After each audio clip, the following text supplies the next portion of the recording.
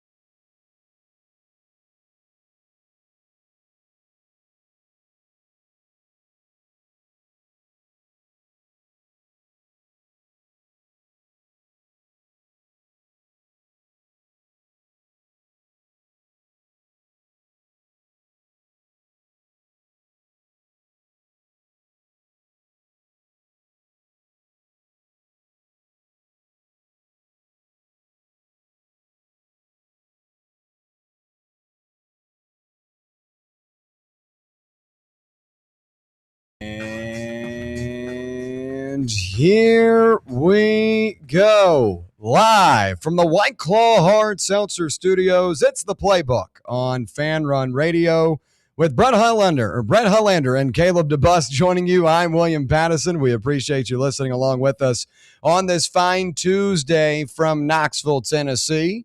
And we've got plenty to cover over the next 2 hours, including talking Tennessee baseball in the Chapel Hill Regional. We'll get things going on Friday, and we'll get you ready for Tennessee in the postseason, officially punching their ticket on Monday with the selection show. We'll talk about that region, what sets up for Tennessee in this postseason, and if a trip to Omaha is still in the cards. We'll discuss that in hour one, and then in hour two, we'll talk about Greg Sankey, SEC commissioner, at the SEC spring meetings in Destin, Florida. A number of great quotes as the college football playoff expansion is on the table, the status of the SEC title game, many things that he had the opportunity to weigh on, and we'll discuss those quotes. Also, pivot over to the hardwood NBA basketball. The Cavaliers are headed to Galveston. The Knicks are headed to the NBA Finals for the first time since 1999, and we've got a banger of a series in the West with the Spurs and Thunder tied at 2 apiece. Now a 3-game series begins tonight. We'll get you ready for that action. We'll wrap it up with our final thoughts, and I've also got a couple of things on Banana Ball that went on in Neyland Stadium over the weekend, and I guess Covenant Health Park as well. There was a lot of traffic on Thursday for that, but I'm not a banana ball guy.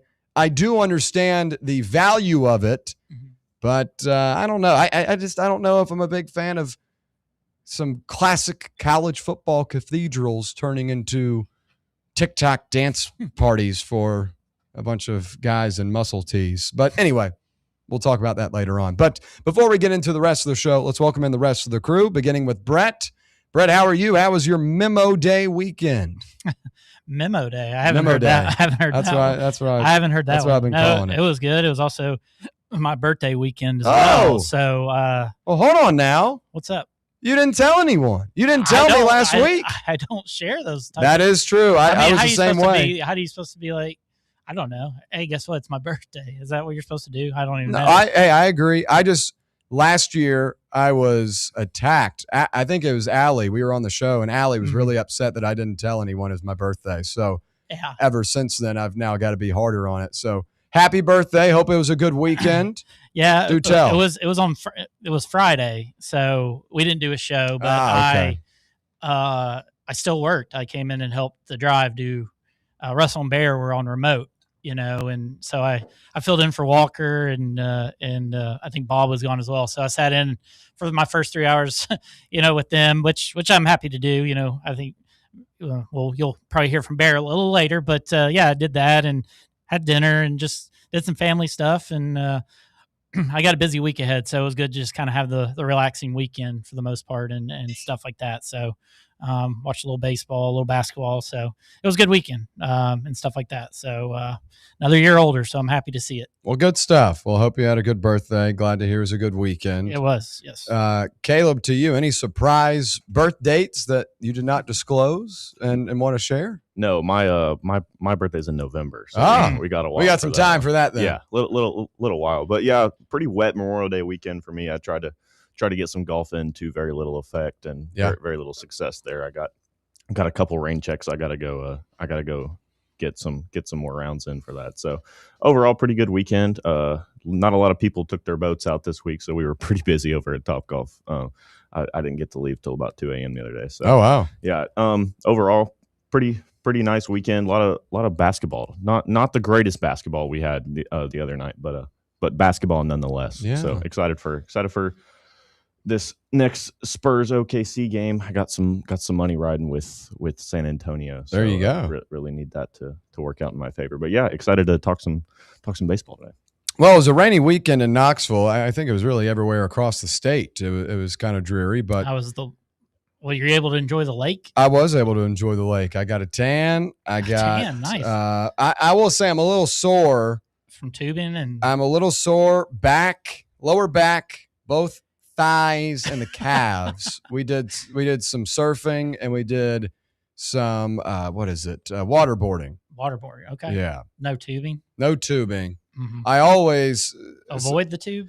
I've always loved tubing. I think I'm getting to the stage where I'm about to outgrow it because it does feel like a workout after you're done with it. Forearms are a little bit. Yeah. But I always kind of poke at the driver of the boat and say, well, if you were to tube me, you wouldn't be able to get me off.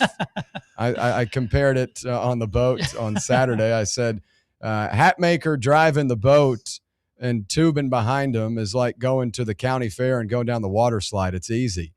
And, he has usually thrown me off pretty quickly. He goes about 15, 20 seconds until we're into a double donut. Oh, yeah.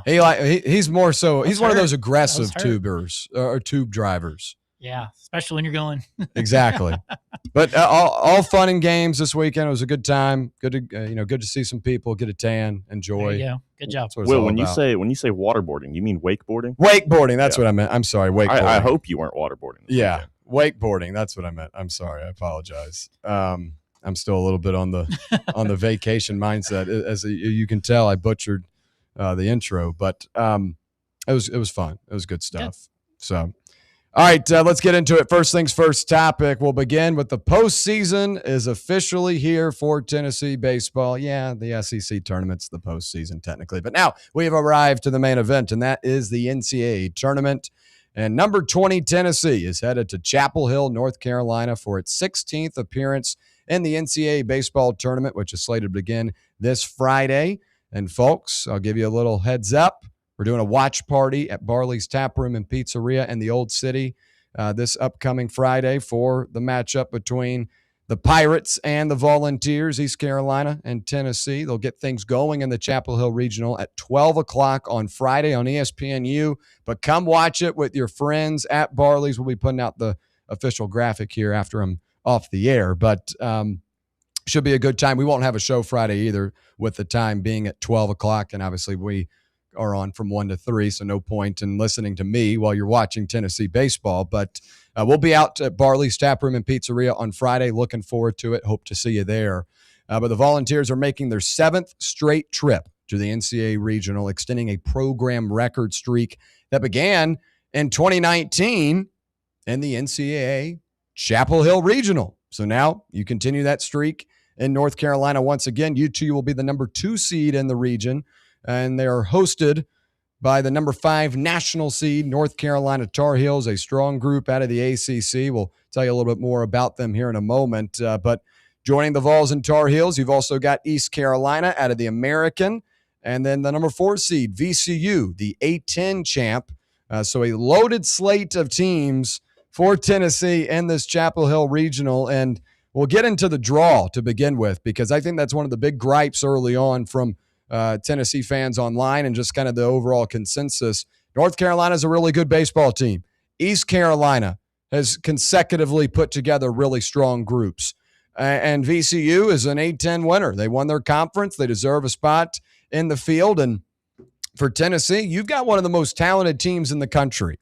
But as you saw in Baton Rouge this year, just because you have the most talented team doesn't mean you're necessarily going to, A, make it to the tournament, or B, be able to fly through with, fly in with, great colors. You've still got to do the work. And now you've got a new season that begins, and everything you did in the past really kind of goes out of the window. It doesn't really matter. But you've got to handle the task at hand, and that's going to be East Carolina on Friday and potentially North Carolina Saturday and the rest of the way. It's a tough draw, but in order to win a national championship, you've got to beat good teams anyway. When the NCAA tournament for the basketball tournament comes out, there's always the game of, you got to get through this team, this team, this team. If you want to win it all, you're going to have to go up against the best. If you want to win the national championship, you're going to play a team that made it all the way through the bracket themselves. You're going to have to go through good teams. Tennessee getting a tough draw, I think, could be a positive for them, because now you get a really tough opponent on the road, and you take your shots at it. You've got the opportunity to advance to the Super Regionals. We're going to play another really good team, most likely a Texas A&M, a team you have some familiarity with. You've got to get through the best teams to get to the championship anyway. So tough draw. It is what it is. But for Tennessee, task at hand that starts with East Carolina. Other than that, there's not really much I can add to it, because it's what you've been given. You can't change it. You got to approach it the same way you would any other opponent or any other region. So it is what it is for me. Tough draw, good group of teams, but to win it all, you got to beat those teams anyway.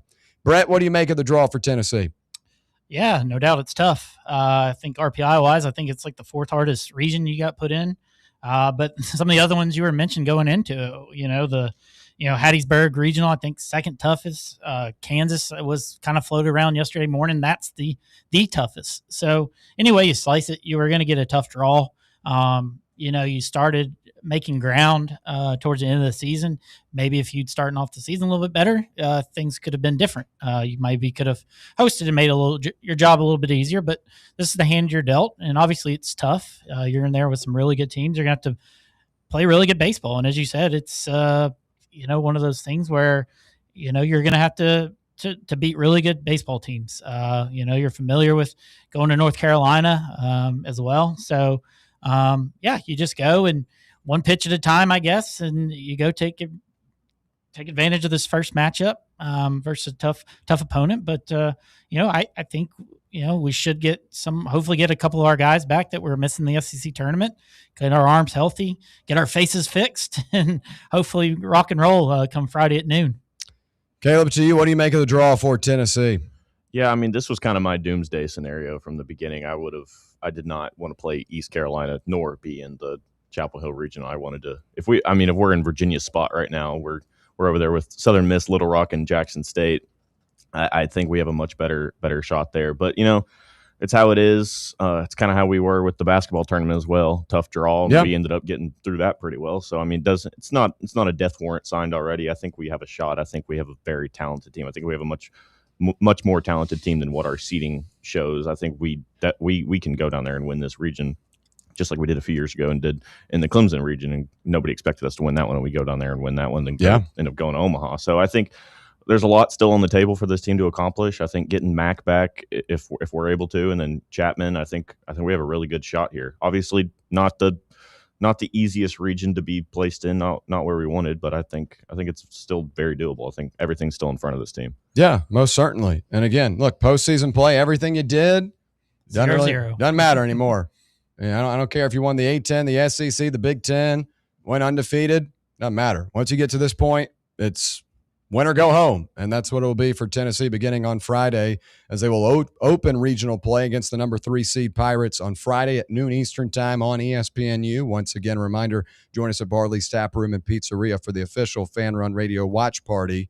And the Vols enter this year's tournament with a 30-20 overall record and a 15-15 mark in the SEC, marking the 6th consecutive season that they have finished with a 500 or better record in conference play. At one point this season, it didn't feel like that was achievable for Josh Elander and company in his first season, but Tennessee battled and had a couple of really nice results to end the year and now go into the SEC tournament. You get a win. Don't love how the game against Arkansas went, but now, again, it's all in the rearview mirror. UT will look to continue its current run of success in the postseason after having won 5 NCAA regional championships in a row dating back to 2021. During that stretch, the Big Orange have lost just once in regional play and boast an impressive 15-1 record. Going to be tough to replicate that in this region, however. And since the NCAA tournament moved to a regional format in 1975, Tennessee is 36-14 all-time in the regional round. And during the tournament's current 4-game regional format that began in 1999, the Orange and White are 24-6 with 7 regional titles spanning from 2001, 2005, and obviously the last 5 in a row, 2021, 2022, 23, 24, and 25. And that sets us up for these expectations, because for a team that had so much success getting to the super regionals, it's going to be the expectation once again. I know they're really tough teams here, but as we've covered throughout the season, you've got one of the most talented rosters in the country. You've got the Henry Fords, a guy that could have gone to the MLB, decided to come back to college. You've got multiple first-round pick level pitchers. A Tegan Coons that has really been strong as of late. Cam Appenzeller had a great start to the season, kind of wavered a little bit as of late, but he's still a strong arm. And when we talk about these other teams, Tennessee's starting group on the mound is going to be the best out of all these 4 teams in the mix here. Tennessee's roster is probably right up there with North Carolina, if not better. So the expectation for me is win the damn thing. You've got the better team. I think you've got the more talented group.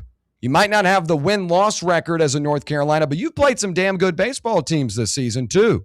And the SEC was all over the place this year. You had really good teams wind up with records that aren't really indicative of how good that group is. So my expectation is you win this weekend and you make it back to super regionals. I mean, I think that should be the expectation of the program at this point. If you're going to tear down Lindsey Nelson Stadium as it was and rebuild it to where it's one of the nicest venues in the SEC, you do that because you set an expectation. And I know that Elander is not the guy that necessarily set that, but he was a part of it, and he's now taken it over. It's a hard task to follow up. It's a hard act to follow. But at Alabama, no one's giving praise or grace to Kalen DeBoer if they don't make it to a college football playoff. That's just not how it works. And now when you set the expectation of this is going to be a baseball program that has, NCAA regional wins and super regional appearances and a College World Series in 2024, that's the expectation you've set. So my expectation is a win here, Brett. I don't know about you, but what do you make of this weekend for Tennessee in terms of what you are wanting to see? Yeah, I think the way we're playing, I think the expectation should be to get out of this region. The way the season's gone, it makes it seem like it could be tough to get out of this region. Shumpert put out some good stuff. I know we'll get into it, here in a second, but he put out a good stuff, and reading through it, you like your chances, especially starting with this first game, and you kind of go from there. You don't even know if you're going to see North Carolina, in this thing. Yeah. So that's the unique thing about this situation. You don't know who you're going to play. You know who your first opponent is, but after that, it's a crapshoot. So, yeah, I think the expectations, you get a little bit healthier. Your lineup becomes deeper.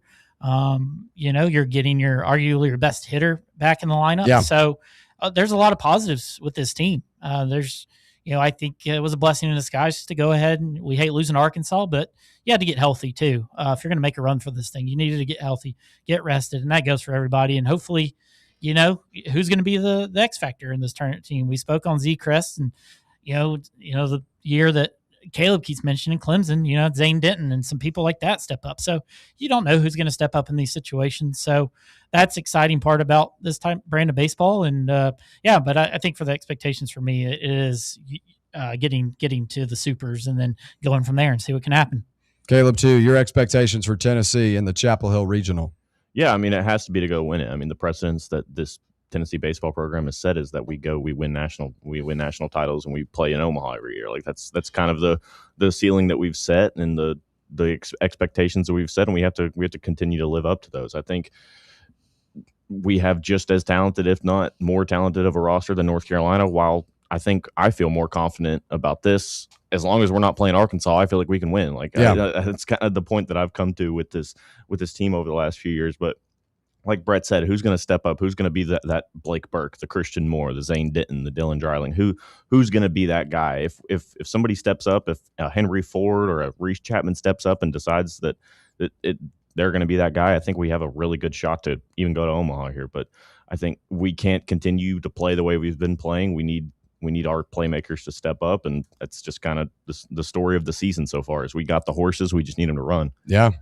Well, you'll get to running on Friday. Should Tennessee advance out of the Chapel Hill Regional, it would play the winner of the College Station Regional, hosted by number 12 national seed Texas A&M, a familiar opponent in the SEC. And UT was one of an NCAA leading 12 teams from the SEC to make the field, including 7 regional hosts. You felt like Tennessee would have needed to win the SEC tournament to have the opportunity to host a regional, but unable to, but now hit the road and have to continue to press on. Can't worry about what happened in the past. And where I see trouble for Tennessee in a quest back to Omaha is going to be this weekend in a possible situation where you have to play 3 to 4 games. I think if you play 4 games, this is a tight spot for Tennessee, because I think if Landon Mack is able to return, right, obviously that's something we're thinking about. But if you have just a 3-game sweep where you're able to get Friday done, Saturday done, and you win the double elimination game Sunday, then I think you're in a good spot. And if you keep it to 3 games, both in the NCAA regional and the super regional, then I think you can at least figure out what happens in Omaha. But with your pitching the way it is, you've got to prioritize these early games where you've got a Tegan Kuhns, where you've got an Evan Blanco, and you can rely on a Cam Appenzeller in relief. You can rely on a Bo Rudy in relief, whatever it may be. You got to get it done early, because the longer you take and the more games you add, if you add a 4th game to the mix, add a 5th game to the mix, whatever it may be, that's where you get in a really tight spot. So I think that's the most trouble that Tennessee could see, just the pitching depth. And you kind of worried about that in years past, but with the recent debacle with Landon Mack, you don't know really his status at this point. We know more about Reese Chapman. Yeah. Elander's been open about Chapman going to be able to return, but Mack, it's kind of just all over the place. There's a lot of gray area. So if I'm Tennessee, I've got to focus on these early games, and I think you've seen that strategically in weeks past. Last week, an example of it, you throw Appenzeller against South Carolina. You threw Blanco because you were anticipating Tegan Kuhns for Texas. Obviously, that did not work out, but you were strategically planning, okay, I want to have my better arm against Texas, a better team. Let's see if we can piece it together against Arkansas. Obviously, that didn't work, but I think the rest playing into a factor here now, to where you're going to have a week's worth of rest for all of these guys heading into Chapel Hill. So I think the pitching rotation and the arms, the amount of arms, if you continue to prolong your stay, is what could ultimately knock Tennessee out of this NCAA tournament. Brett, to you, where do you see the trouble popping up for Tennessee here? Just to go somewhere different than you. I mean, that's an obvious one. I think all these teams face that issue. I think, but maybe more so for us. But I think the slow starts have been an issue. At times King Coons has gotten through the first few innings, but Blanco's been bad in his opening innings. Coons had a bad opening inning against Oklahoma in his last outing. So I just wonder about slow starts. If we've been able to overcome some of them, but I wonder if the pressure of falling behind in these NCAA tournament games is any different for the Vols, because we have a tendency that our offense presses a little bit, swinging at early pitches, different things like that. So I just worry about the start to games. I think we need to try and do better that whether we bat first, maybe we can jump on them and help our pitchers out, things like that. So I just look at the start to these games, because those can derail a game, or sometimes it focuses us and we need to hit the ball. Our pitchers don't have it. So I looked at the start of these games as being a big and just a confidence boost for our pitchers, because it seems like after the first inning, they pitch better, so if they can just find a way to have a shutout and limit the damage in the first inning, then that can go a long way in winning some of these games and progress them through longer innings where we're not getting into our bullpen as early and things like that. So I look at the start of the games as a big key for me, where we could see some trouble if we're not careful. Same question to you, Caleb. Yeah, I'm going to echo what both of you guys said. I think the pitching is definitely a factor. I think if we don't have Landon Mack available for this, I don't really like our chances of getting out of here at all. I think to get to a super, Mack has to play. I think that's kind of the bottom line here.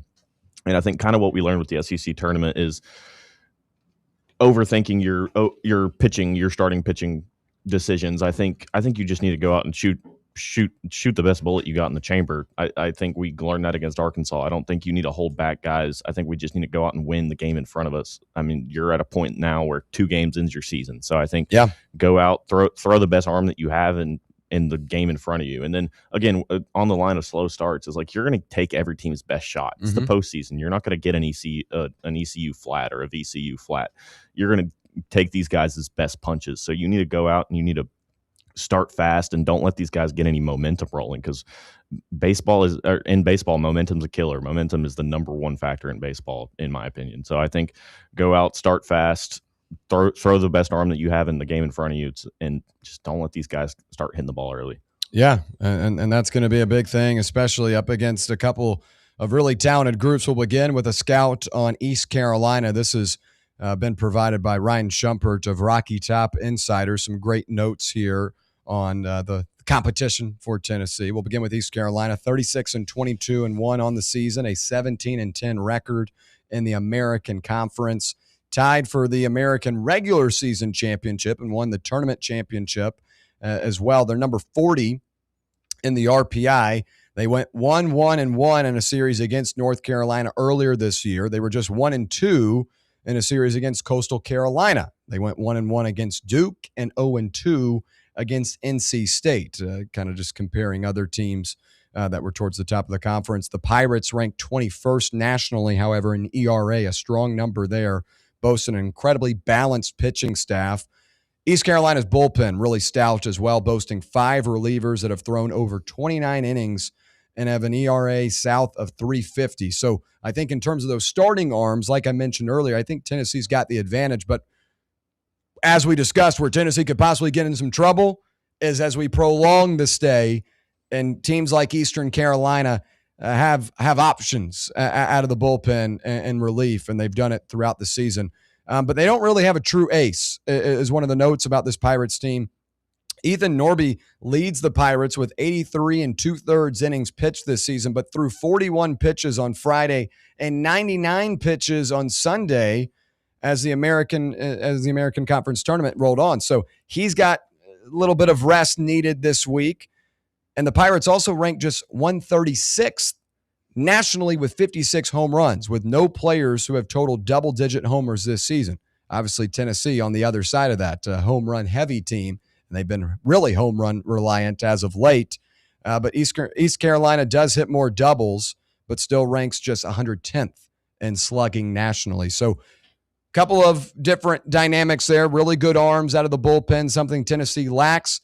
This East Carolina team doesn't necessarily hit it out of the park at a huge rate, That's different from Tennessee. So kind of a contrast of styles in game one and Friday's matchup. And I think for Tennessee, you've got to rely on the long ball because ECU is not a group that is accustomed to doing that.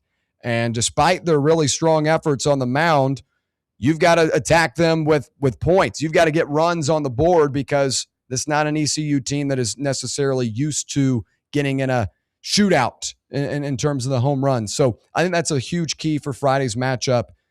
Getting the long ball rolling and getting a couple out of the park early on to form an early lead, I think is the best way for Tennessee to approach this one. Caleb, to you, what do you make of Friday's matchup? I list off some advantages, some positives for this ECU team, also some negatives.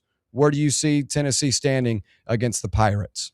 I mean, obviously you don't feel good about it just because, I mean, East Carolina is one of those powerhouse baseball programs, but they're having a little bit of a down year, just like the same way we are. I mean, this team normally hosts. I mean, you're used to seeing East Carolina being a host site, but I mean, I think this team is weird because, I mean, if you just go down the list of the batting averages, I mean, this team swings the stick pretty good. I mean, you got 5 guys batting over 300 in the lineup, but then, like you said, they don't lift the ball out a lot. So I think it's a very blue collar team, kind of get them on, get them in kind of style baseball. And then, like you said, no true ace, but it's kind of quantity over quality when it comes to pitching. They got a lot of guys that can throw a lot of innings. So it's a weird game. I think the matchup is good for Tennessee. I think if we jump out and this is an 8-7 or a 9-8 kind of style game, I kind of like Tennessee in that because we've been in those style games more this year. But I want to feel good about the matchup. My Tennessee brain tells me no, that we're going to go out there and lose. I mean, I like I said last week, I already got my Tennessee cup on. So, it's just one of those things where you never know till they're out there playing on the field because like being a Tennessee fan, you never want to get your hopes too high, but I'll go with my typical answer on this. I'll say high expectations, or I'll say high hopes, low expectations. Okay, we'll do that. I like that. Well, we're up against a break real quick, but when we come back, we'll continue talking East Carolina and North Carolina, some scouts and a deep dive on both teams. We'll touch on the Rams of VCU as well, but we'll also introduce the percentage chance that pair ratings gives Tennessee to get out of Chapel Hill without going back to Knoxville, and also what those championship odds look like. What are the odds Tennessee can win it all once again in Omaha? We'll break that down when we return right here on the Playbook on Fan Run Radio. For the fans, by the fans, this is Fan Run Radio, Knoxville. What kind of day is it? It's a White Claw day. Grab a pack, grab your friends. Everything else in life can wait. Your friends shouldn't. Let's go. White Claw. Grab life by the claw. Please drink responsibly. Hard seltzer with flavors. White Claw Seltzer Works, Chicago, Illinois. Vol fans, reimagine your home at Broadway Carpets and Flooring for any remodeling or building needs. With a variety of carpets, rugs, hardwood, vinyl, and stone, Broadway has all the flooring and installation options you're looking for, including pet-resistant products like Pet Perfect Carpet from Shaw Floors. Visit their showroom in downtown Knoxville or the location in West Knoxville located on Kingston Pike near Pellissippi Parkway today. A brand built in Tennessee and born from the love of the game, Inward Half revolutionizes golfing comfort. Crafted by a former pro and dedicated enthusiast just like you, our luxury performance wear guarantees you stay cool and comfortable through every swing and every day. We're not just a brand. We've set out to create a lifestyle for those who understand that impeccable style and premium performance are a hole-in-one. Enjoy the walk-in with Inward Half. Smoky Mountain Brewery is the place to be for game day. From the moment you walk in, it's wall-to-wall big screens, making Smoky Mountain Brewery the perfect place to watch the Vols or your favorite team in action. With locations in Turkey Creek, Maryville, Pigeon Forge, and Gatlinburg, you're never far away from a great time at Smoky Mountain Brewery.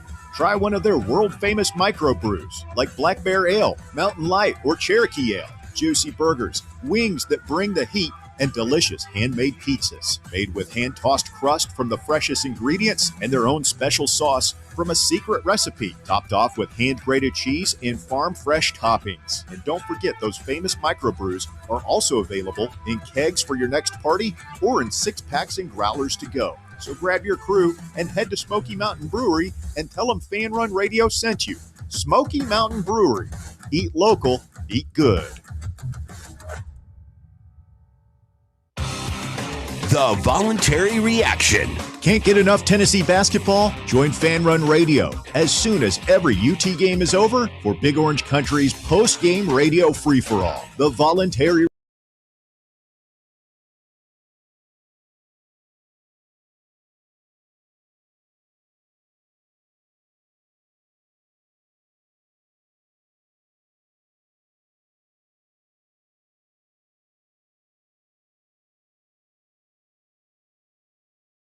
We appreciate you listening along with us on this fine Tuesday from K-Town. If you're on the YouTube live stream, make sure to like and subscribe so you never miss any Fan Run content. And if you're listening on a podcast network or maybe cruising around town on the free Fan Run Radio app or maybe on the local dial, 105.7 FM or 1340 AM here in Knoxville, we appreciate your time, appreciate you listening.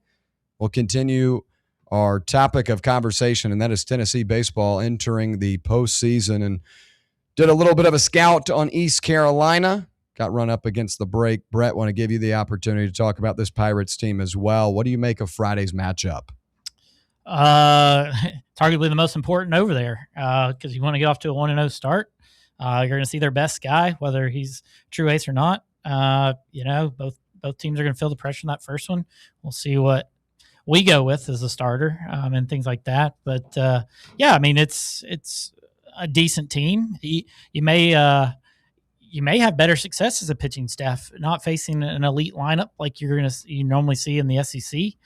Not a lot of power in that, but we've seen that this season. Kentucky's been a typical team, but they took us yard a few times. So the long ball has kind of been our bugaboo for a lot of our pitchers. So, but I like us in this first matchup. I do. I think we're going to come out and swing the bats well. And I think whether it's Blanco or Coons, whoever he decides to go with, should have success against a lineup. They haven't seen a pitcher like either one of the guys. So I'm pretty confident in that first game and moving on with a win. I feel like, but I also understand where Caleb's coming from as well. But I think I like us to get through this first one pretty comfortably, honestly. Okay, well, let's switch over to North Carolina. That's likely the next opponent for Tennessee, barring an upset at the hands of VCU. But the Tar Heels come in at 45-11-1 on the year, 22-8.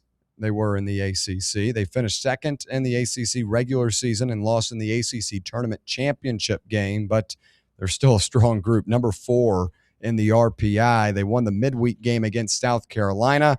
Won the regular season series against Georgia Tech. And North Carolina boasts a really strong pitching staff themselves. They ranked 10th nationally in team ERA and 46th nationally in team whip. Jason DiCarlo is a true ace. He posted a 2.30 ERA and 74 1/3 innings pitched this season. It'll be interesting to see where the Tar Heels place him this week. Do they throw him on Saturday? Do they go with him for a Sunday matchup? It'll be interesting to see the placement there strategically for the Tar Heels, but they also play really strong defense, does this Tar Heels group, ranking 9th in national fielding percentage. So defensively, they're stout. This is a good group. The Tar Heels do a little bit of everything on the offensive end. Their biggest strength is their .416 on-base percentage. That ranks 20th nationally. 5 different North Carolina starters have an on-base percentage of over 400. So a very well-oiled group. They don't have an incredible amount of pitching depth though, according to Ryan Chumpert, again, where these notes are coming from, of Rocky Top Insider. Folger Boaz has started 13 games this season and has posted a 7.3 ERA. They have used a couple of other guys as well, but their pitching rotation going to be something to watch as well this weekend. But kind of focusing on what they're good at, they've got a strong ace. They've got a really good defense. They're a great fielding team. And they've also got some guys that can get on plate and get on base, that is, with 5 of them over 400 on the on-base percentage. So tall task potentially on Saturday for the Volunteers. But I think for Tennessee, it's all about continuing to weigh in and lean in on what has gotten them to this point. And recently, that has been strong starts and long balls and relying on that starting pitching group to get you through 5 to 6 innings. I think you're going to have that in a matchup with North Carolina. It's going to be interesting to see where Tennessee goes themselves on the mound. Do they go with a Tegan Coons on Friday like they normally do? Or do they throw in a Cam Appenzeller thinking they can get by? That's going to be strategic to watch. But again, as I said in the first segment, you've got to prioritize these first 2 games, because if you get into a spot where you've got to play a 4th game, you're not going to have the arms to compete with a team like a North Carolina that has a true ace. He would have probably gone by that 3rd or 4th game if you get to that point, but they've got guys that can hit it out of the park. They got guys that can get on base. You'll get shelled in a game 4 situation where you've abused and exhausted all of your arms. So I think that's going to be the most difficult part this week, how you handle that lineup, how you handle the arms in terms of the rotation. Do you go with the Tegan Coons on Saturday? Do you wait to throw your best guy then up against an impending North Carolina team? Again, barring an upset at the hands of VCU. How difficult do you believe it will be, Brett, to get by this North Carolina team? As you say, East Carolina not going to be that big of a deal. North Carolina, I anticipate, would be a different opinion from you, though. Yeah, no doubt. I mean, they're number 5 seed overall in this thing, so they're a very good team. I think they have 3 of the 4 leading ERA guys in the ACC, on the pitching staff. So obviously it's going to be tough. You're in their home stadium. That's should provide a little bit of help for them as well. So it'll be interesting to say the least. I mean, I think it just depends on where he goes with the pitching staff, because I'm thinking, and Blanco's pitched against him. So does he go that route since he's faced that team as well? Yeah. So that could be an advantage or a disadvantage that they've seen him. So, they're going to be extremely difficult. They finished second in a tough ACC. The ACC got nine teams in this tournament, so I think that's the second most behind the SEC. So it's a really good conference. They played really good offenses and things like that. So they're not going to be scared of our lineup, and they're the number 4 seed overall. So of course it's going to be tough. But as you said, these are the ones you're going to have to beat if you're going to advance. So we'll just see if we end up playing them. But it'll be tough to get through North Carolina, no doubt about it. Caleb, to you, what do you make of those Tar Heels? Yeah, I mean, they're very, very good bullpen, very good pitching staff just in general. And they're kind of the same way at the plate as East Carolina is. They're not a huge home run hitting volume team. They only have 76 home runs on the year. We have 111, so we almost have 40 more home runs in this team. But I think if dream scenario, you go down there, you throw Appenzeller against East Carolina, get a pretty easy win. Coons goes out and has a career day against them. You get a win there, and then Mac's able to come back on maybe a Sunday night game. We play them in that game too and get out of the region. I mean, that's dream scenario. That's fairy tale land, but I mean, it's very possible, very doable. I think if Coons is on the mound, I feel very confident about going up against this North Carolina team, because I don't think this team's any better than Texas is. Like I think if Coons can go out there and have a similar, obviously it's going to be a very tall task to ask him to even hold the jockstrap of that performance he had against Texas. But I think if he goes out there and is retro Tegan Coons and does what he does best, I feel very confident about beating this North Carolina team. This team's we're no stranger to beating teams better than us when it comes to baseball. So I think this team has kind of a chip on their shoulder with where we got put in our seeding. So I like this. I think. Again, with Coons on the mound, I'll take us. Well, let's pivot over to those pair ratings. And Tennessee baseball's 2026 NCAA tournament draw now set, as we mentioned at the top of the broadcast. Number 1, the number 5 overall seed, North Carolina. Number 2, the Volunteers. Number 3, East Carolina. Number 4, VCU, the A10 champion. But what are the chances that Tennessee survives and returns to yet another super regional?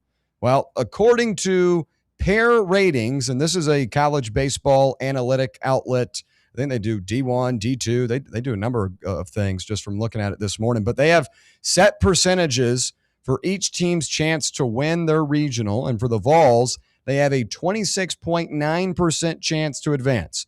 Among 2 seeds across the 64-team bracket, this is tied for the 5th best mark out of the 16 teams. Naturally, North Carolina has the best odds to win the regional at 65.5, ECU at 6.9, VCU holding on by a thread at 0.8%. But hey, crazier things have happened. But to win the national championship, Tennessee has the 14th best percentage at 0.9%. And this is notably above the likes of Oregon, Ole Miss, Oregon State, Nebraska, Kansas, Arkansas, and Oklahoma, among others. But to make the final series at least, maybe not win the national title, Para Ratings gives Tennessee a 2.4% chance, and that's the 14th best in the country. So Tennessee trying to make it back to the College World Series and return to Omaha for the first time since 2024 when they won the national championship, just to make the College World Series, not the title game, not the championship, just to make it back to Omaha, just to make it back to Rocco's, 12.1%. I agree with the percentages for the title. I don't agree with the percentages for the regional. I think Tennessee should be a little bit higher than 26.9%. This is a group, folks, that has won 5 straight regionals, that has been on the road, that's been at home. And there have been some good teams you've gone up against. North Carolina, a lot of respect to them. East Carolina, the same way. VCU, we'll see what they can do. But this is a Tennessee team that has guys that have been on those rosters in years past that have won super regionals, like a Reese Chapman. And you've got a plethora of talent. We've discussed that at nauseum. Henry Ford and Blaine Brown and Tegan Coons, whoever you want to mention. The talent is there. Now, the consistency needs to be more apparent. But regardless, for a team that is one of the most talented in the country, I think 26.9% to get out of the regional is a little bit low in my gut standards. Now, for the national championship and to make it to the final series and to make it to Omaha, I can get around that because I think Texas A&M would be a really tall task the following week in a College Station regional most likely. But just for this specific one, I think Tennessee should be higher than a 26.9% chance to get out of the regional based on what you've seen the last 5 years and based on the fact that you've got a lot of returning contributors to those teams and based on the fact that you've got one of the best teams in the country in terms of talent on the roster. Brett, to you, do you agree with these percentages in your gut? The regional to make make Omaha to win the College World Series. What do you make of these pair ratings? Yeah, I mean, I guess I kind of agree with it. I do agree it's a little low. I still think I'd have North Carolina as a slight favorite coming out of the region, just for the simple fact I think they've been more consistent throughout the season, and you kind of know what you're going to get. Our pitching just lacks so much, as far as if you get deep into our bullpen. So that I can understand maybe why they wouldn't. Have us a little bit. It is a little low, but I would have a little higher. But I would have North Carolina, I think, as the favorites in that region, just for the fact they're home, been more consistent, things like that. I did see their simulation though on this pair rating says it's making it to Omaha, so that's kind of weird. That's kind of weird, but yeah, so I don't know how that works. But yeah, I think I for the most part I agree with it, but maybe just a slight bit higher for the maybe closer to like a 40% chance to get out of the region, but 26 is a little low, but can't argue for the most part. I just think our inconsistencies with our pitching is probably what keeps us from being a little bit higher of a percentage chance to get out of that region. Caleb, what do you make of those percentages? Sometimes the analytics don't tell the full story. There's some context needed, but what do you make of those percentages in your eyes right now? Yeah, I mean, like you said, the context needed here is that we are a much more talented team than a 26.9% chance to make it out of this region. I think if we go out in this season and we perform the way that we're supposed to, I feel like we're in a situation similar to North Carolina. We're a top 8 national seed probably if this team lives up to what they were supposed to live up to in the regular season. But again, first year head coach, got to settle in. You can't fault him for that. I mean, in years past, 10 years ago, making the tournament at all would have been a huge success for Tennessee. So I think you can't lose sight of that. You can't lose sight of let past success kind of cloud your vision of what you want. I mean, this is still a very successful season. I mean, getting a number, I'm not sure what our overall national seed is, but being a 2 seed in a region, I think that's a success. I think many teams would kill for that. So I think you kind of got to count your blessings as far as this goes, especially with other sports so far. I mean, Tennessee, we've kind of been on a downslope in pretty much everything the past few years. So you kind of, again, just count your blessings. Go in there. You're playing with house money at this point, kind of when you're playing a team like North Carolina. So again, I mean, I don't put too much stock in the analytics. I mean, I checked over at FanDuel. FanDuel doesn't have any lines on any of these games yet. I mean, we're plus 5,500 to make Omaha. So I think it's going to be a tall task to do that. But we've done that in years past with similar odds. So, yeah, I mean, go out there, play the best you can. I mean, I don't put too much stock into the analytic numbers. So no pair analytics for Caleb. I will say, I wanted to ask, I don't know if you said it yet, who has the best chances? Is it Wake Forest or is it Arkansas? I would have to find, let's see. Win the whole thing? No, to make it out of their 2 seeds to make it out of their region. Oh, I got you. 2 seeds to make it out. Let me pull it up here. Because that Morgantown region is stacked. I think Arkansas's got a 38.3% chance. I think that might be the highest. Oregon State's got a 40% chance. That's the second highest. Oregon State's up against Oregon, and then Arkansas. Kansas, right? Yeah. Oh, that's an old Pac-12 clash right there. Yeah. Oregon State, and Washington State. Yeah. Chad Morris on the YouTube chat says, keep Blanco and Krenzel off the mound at all costs. Just my opinion, but both are terrible and give up multiple runs in a single inning. So he wants to get rid of 2 guys and bring on guys that also give up multiple runs. Yeah, I don't know who you'd fill them in with, but. So what would you guys do in game 1? Would you throw Blanco or Coons? I would say because that's the only 2 options. I would say Coons for I don't know if North I'd throw Carolina Blanco either, though. I'd throw North Carolina Coons for North Carolina.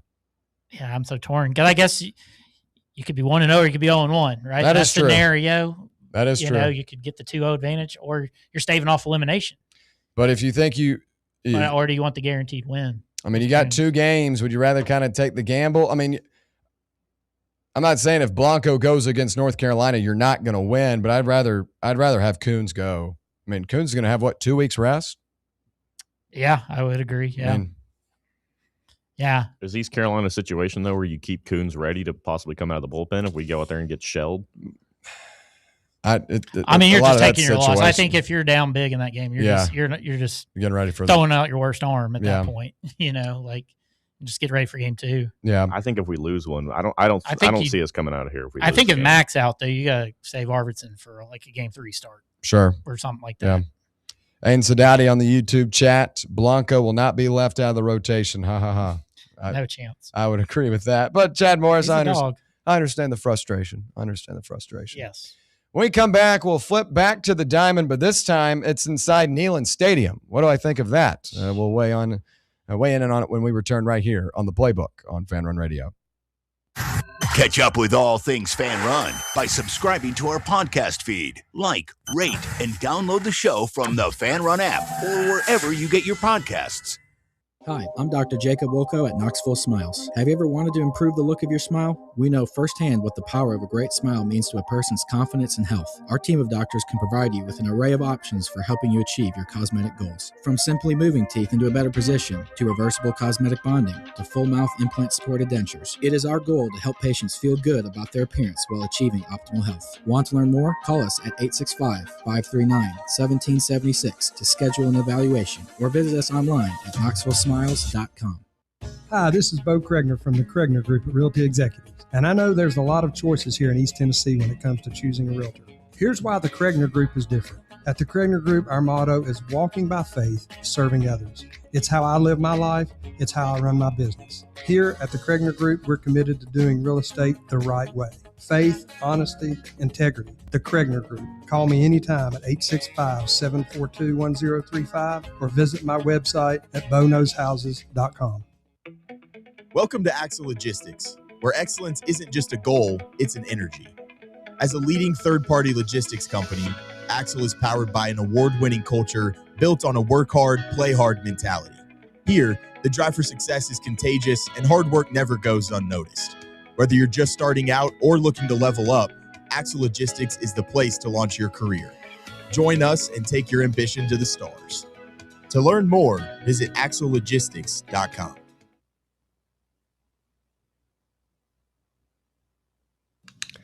All right, back here on the Playbook. We appreciate you hanging out with us on this fine Tuesday.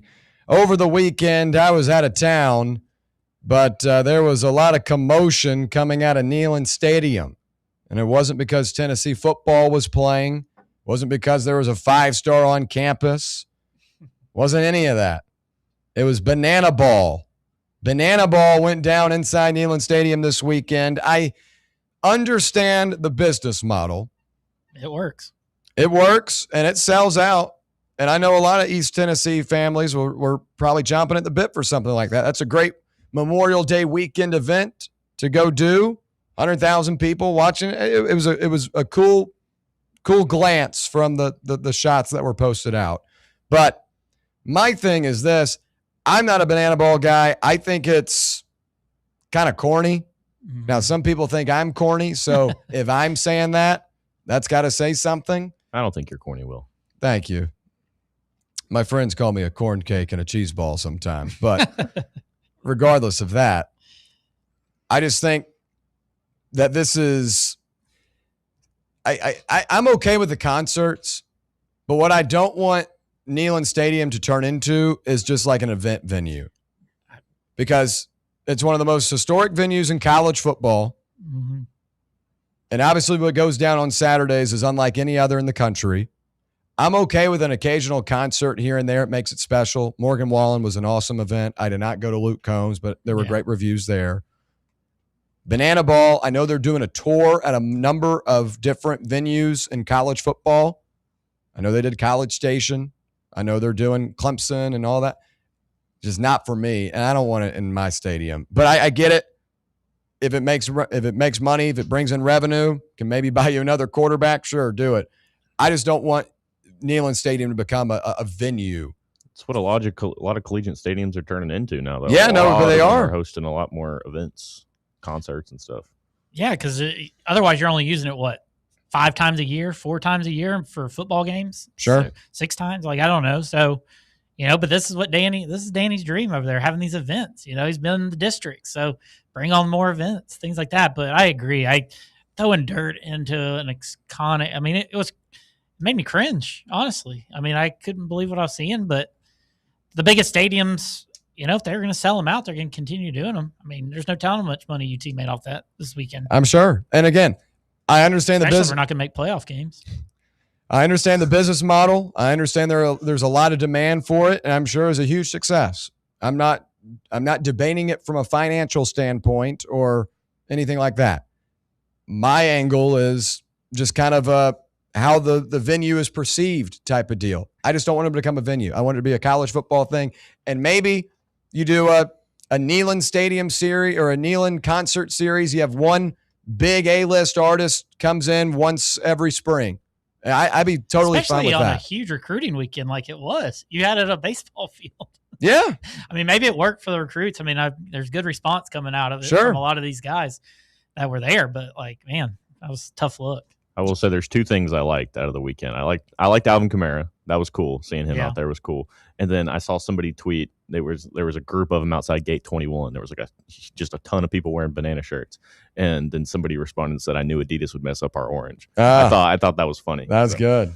I like that. I don't know who tweeted that out. If I remember the name, I'd say it, but I did. Our guy Josh back here was in attendance. Yeah, Josh and I were talking about it earlier. He said that it was kind of a mix of the Globetrotters and WWE. And I think that's a good way to put it. Yeah, the singing and dancing though, it's tough. And not my thing. No. We got the Tennessee Theater for that stuff. Yeah, Tennessee Theater. The umpire gets a little wild too sometimes. Not my thing. Yeah. Globetrotters, at least everyone keeps their clothes on. Yeah. Buck says, of course he's Buck's got a problem. Yeah, Buck's not going to be excited with this one, and I don't blame him. Danny Deep Pockets ain't giving that cash flow up, just like G10. He doesn't care about Tennessee and tradition. No. Just no more Banana Ball, please. No more Banana Ball. Yeah. You know what I think would be cool, though? What's that? trying to do a basketball game in Neyland Stadium? Probably wouldn't be too hard. Nebraska did a volleyball game. Way back in the day, before they built Thompson Bowling Arena, they almost made Neyland Stadium a multi-purpose venue. They're going to put a canopy over it. I mean, if we can play a basketball game on an aircraft carrier, we can play it in Neyland. I think a Neyland Stadium basketball, maybe an exhibition, that'd be really cool. I'm fine with that. But that's who we playing though. That's the question. Get Duke or Michigan State. Yeah, you'll fill up the stands. There, You can fill up at least the lower bowl for it. Mm-hmm. I think depending on who we play, we could fill the whole thing. Huh? I think we could fill the whole thing if we get the right opponent. That'd be a really tough seat though. Imagine being all the way top. Binoculars. Hour 2 on the way. When we come back, we'll talk SEC. They do the Final Four. Well, I know that is true. Maybe just start hosting the Final Four here in Knoxville. Well, this upcoming year won't be hard. We'll have it. We'll finally get one here. When we come back, we'll talk SEC, Greg Sankey, and also the NBA playoffs. Stay right here. Hour 2 on the way. Follow us on Twitter or X or whatever.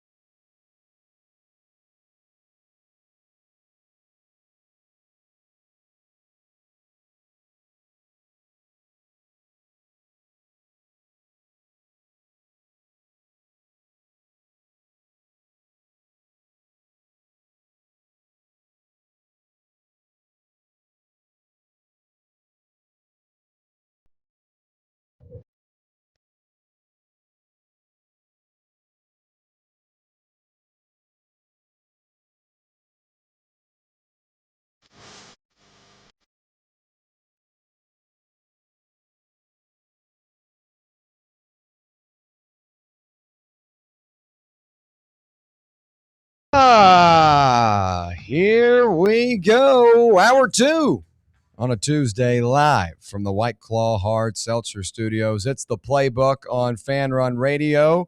Brett Hullander and Caleb DeBusk joining you. I'm William Pattison. Great stuff in hour number 1. We'll continue it here in hour number 2 as we talk Greg Sankey at the SEC spring meetings. He's always got something to say. He's always got a quote to give. And with the college football playoff expansion on the table, with the SEC title game future up in hands, He's got a lot of things of importance to say. We'll talk about that. We'll also pivot over to the NBA in a little bit. Talk Thunder and Spurs entering Game 5 tonight. The Cavaliers, they called up James Harden at the trade deadline to get them to an NBA Finals. How did that end up for them? Oh, a sweep in the Eastern Conference Finals. And how did James Harden play yesterday? Ooh, Lord. All series. Well, he put up a February 8th yesterday. Well, I mean, most people say it was a normal stat line for him in the playoffs. It might be a little bit better. Oh, I know. They no-showed Game 3 and 4. Oh, I know. That was awful. They quit. Yeah. They quit. I've never seen anything like it. They quit in the second half of Game 3. So yeah. After that, it was done. I thought this might be a little sneaky. They might be able to come back and kind of bite them on the heel a little bit, but they no-showed. I could have played better than James Harden did. I'll tell you what, New York's hotter than fish grease right now. They're partying too. They were partying hard last night. That's what it's all about. Yeah, I got time. Yeah, I will say I'm not a fan of Timothée Chalamet. It's been what 52 Get tired of seeing him? I don't like him. I've never liked him. Have you seen any of his stuff? Well, I'm a Travis Scott guy. Oh, and Kylie was yeah, whatever. Without diving into going to battle for Travis. Yeah, of course. Timothée's a poser, but whatever. Good for him. Not a big Dune guy, I take. No, I don't give a damn about Dune. Avengers Doomsday comes out the same day as Dune, so I'll be at Avengers Doomsday. What a horrible thing for Doom. Yeah. No, are you? Doomsday. Whoa. I know. I'm saying. Oh, yeah, for Dune. Dune. Okay. Dune. Yeah, Dune. What? Dune's good. Yeah, folks around the world are saying they have it on the same day. Well, there was Oppenheimer and Barbie. It was Barbenheimer, whatever it was. They're saying it's going to be Doomsday. They're crazy. When they both drop. That thing's gonna, not even Robert close. Downey Jr.'s first time back. No, give me a break. Well, the thing about Dune though is they locked up all the IMAX spots. Yeah, that's annoying. They locked up all the IMAX spots, but Disney is, I talk about branding and how brands try to mislead you all the time, especially with the food. Yeah. Disney unveiled their new, it's called I can't even remember, but it's something, it's just basically a word, like Disney Plus viewing or whatever it may be, Disney Plus viewing experience. And they're slapping it on all the Avengers stuff to make it seem like you're going to go see a premium movie or a premium viewing of it. Gotcha. But in reality, it's just a word. Yeah. But hey, it's still gonna be. They're going to get people on. Oh, I'll be there no matter what. I'll be there I'll opening night. But I'm just saying they're going to get people on the premium title of the Disney Plus experience viewing. Whatever it may be. It's just all fancy words. This movie's got to hit because if this doesn't hit, Marvel's kind of done for it. Yeah. I was a big Kang guy. I thought Jonathan Majors was great, but obviously he got in some trouble. But anyway, we'll talk more NBA a little bit later on. We'll wrap it up with our final thoughts. Looking at the comment section real quick, we appreciate those on the YouTube chat today. Make sure to like and subscribe. Want to hear from you as well in that comment section. Chad Morris was weighing in on that banana ball conversation at the end of hour one. We went to Neyland Stadium to watch banana ball. It was cool and the kids loved it, but I agree. Keep it at the baseball field. I think that's a general consensus. If you have kids and you went with your family, you enjoyed it. Yeah. Because they're entertained. They'll go to bed early that night. You can, grab a bottle of wine, whatever it may be. But for me, 23-year-old doesn't like banana ball, doesn't like TikTok dances, likes the guys to keep their clothes on. Wasn't an event that I would have attended, but I understand it. Doc Holliday. Talking about North Carolina, their number 3 starter has a 7.4 ERA. We did touch on that. They do have a strong ace, though, and they have a solid bullpen, so that's something to note. And then Spence H. says, Doomsday, got to see them both. Mm-hmm. So I'll be watching Doomsday, not Doomsday. Yeah. I'll be watching I don't think I've seen a single one of the Dune movies. No. I know they were – I know they're pretty good. They were very popular – and that popcorn bucket went viral too for some reason. I wonder, but no idea why. Yeah, no idea. Yeah. All right, let's get to our first topic for hour 2, and that is Greg Sankey at the SEC spring meetings. As SEC Commissioner Greg Sankey kicked off his conference's spring meetings by tempering expectations for what might happen over the next few days at the beachside resort. I don't know if you guys saw the weather is pretty bad there too. A lot of rain. The wind and rain. Paul Feinbaum. His whole set got blown away near. Yeah. He doesn't have to worry about that hair flying, though. That'll stay intact with that glue. But Sankey said, quote, if you could overhype a spring meeting, I think that happened.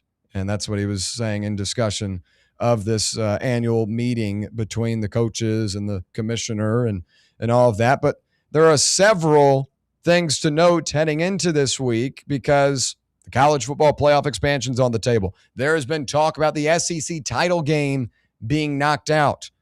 Also tampering and league rules. All of that is being put in place this week. And we'll begin on the topic of the 2014 playoff because public support for a 2014 field has picked up momentum since the last meeting of the College Football Playoff Management Committee in April.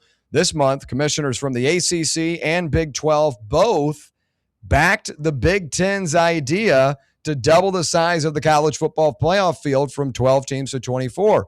Notre Dame's athletic director, he threw his name in the hat. He said, I'm for it too. So they all want 24 teams, but now that leaves the SEC seemingly as the one holdout here. Instead, in favor of a more modest expansion to 16 teams. That's probably an overstatement of the SEC's position. Tennessee Athletics Director Danny White voiced support for 24 teams, and more coaches are increasingly hoping for the CFP to become more accessible for teams across the country. But really, as we've discussed, it would water down the product. Adding in Arizona this past year, Arizona had a couple of good wins, but also some bad losses. Houston had a couple of good wins, but also some bad losses. Those type of teams would have made the college football playoff. And roughly 21% of college football, in terms of all their teams, 21% of college football teams would make the 2014 playoff. So is it really a playoff, or is it just inviting, 1/5 of the country to come play for a national title? I think if you keep it at 12, I'm good with that. 16 is the farthest I would go. 24 is overkill, folks. 24 is way too much. And Sankey was asked about the timing of this. Do they need a consensus? And he said, quote, I don't think consensus is needed.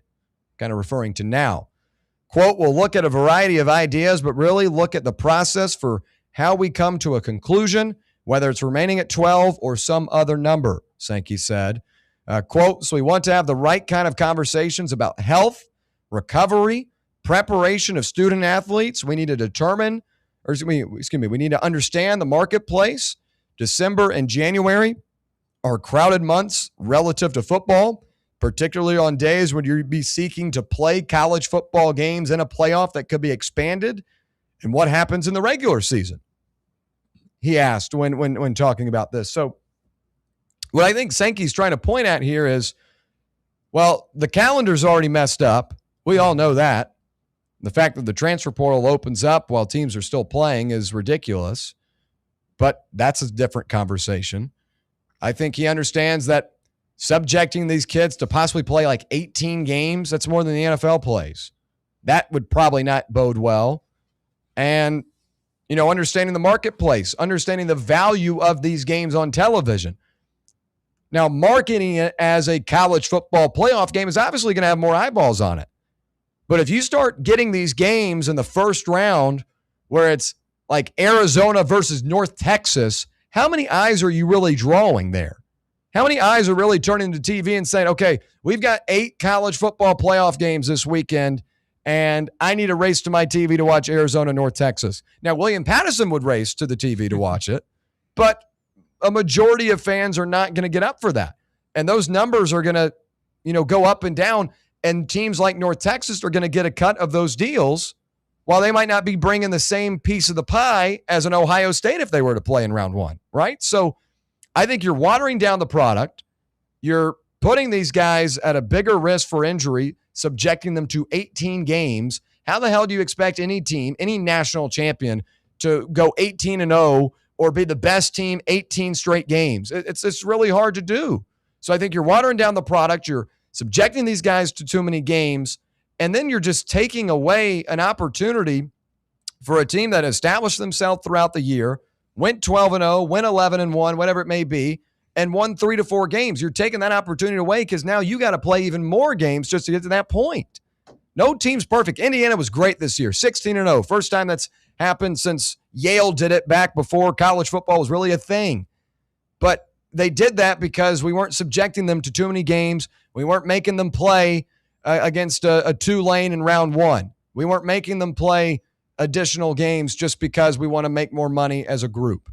I think you're watering down the product. Everyone knows it. But these conferences want to get more opportunities. They want more teams in. Hell yeah, the ACC wants the college football playoff to expand. Duke won their conference championship this year. Duke lost 5 games in the regular season. UConn beat them. So, of course, these teams want it to expand. The Big 12 the same way. That's why coaches do too, right? And that's why coaches do. They can make a playoff. They don't get fired. Danny White says, oh, yeah, let's take it to 24. Well, he wants it to go to 24 because there's pressure. Thing, right? Like that, the athletic directors are almost against Sankey now too, right? I saw like 9 of the 14 athletic directors voted for expansion, which is kind of crazy to go against your boss.